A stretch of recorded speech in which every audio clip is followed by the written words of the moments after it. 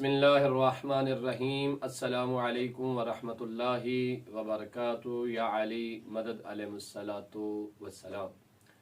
माह मुबारक रमज़ान की आमद करीब है और वालिदैन के लिए चंद ज़रूरी बातें जिनका ख्याल उन्होंने माह मुबारक रमज़ान में हतमन लाज़िमन रखना है, और वो चंद ज़रूरी बातें ये हैं। पहले नंबर पे याद रहे कि जब आपने खुद नमाज पढ़नी है, साथ बच्चों को भी नमाज ज़रूर पढ़वानी है।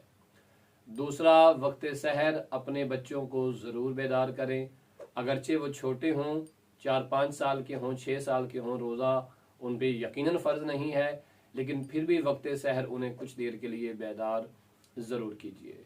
वक्त अफ्तार, जब अफ्तारी के लिए तमाम अहबाब आमादा हों तो अपने बच्चों को सुफ्रे पर, दस्तरखान पर ज़रूर बिठाएं।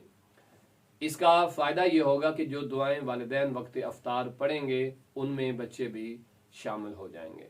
वक्त अफ्तार याद रहे, जब आप खुद इन्ना अंज़लना की तिलावत करें, बच्चों से भी साथ कहें।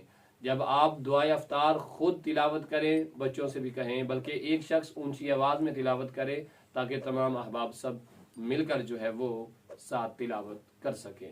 इसके साथ बच्चों से कहें कि वो खजूरें बाकी लोगों को उठा कर दें, या अगर प्लेट में कटोरी में मौजूद है तो बच्चे से कहा जाए कि तमाम लोगों के आगे करे। क्यों? इससे बच्चे के अंदर जज्बा, शौक और वक्त अफ्तार की अहमियत उजागर होगी।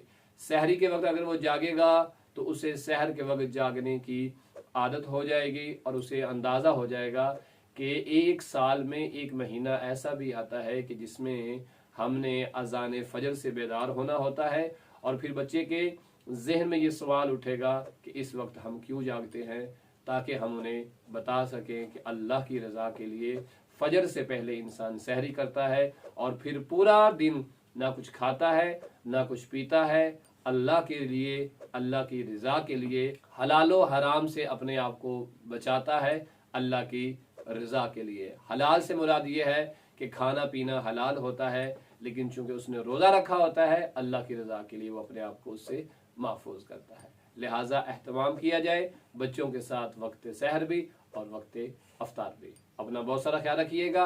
माह मुबारक रमज़ान की दुआओं में हमें खुसूसन याद कीजिएगा। वसल्लल्लाहु अला मुहम्मद व आले मुहम्मद।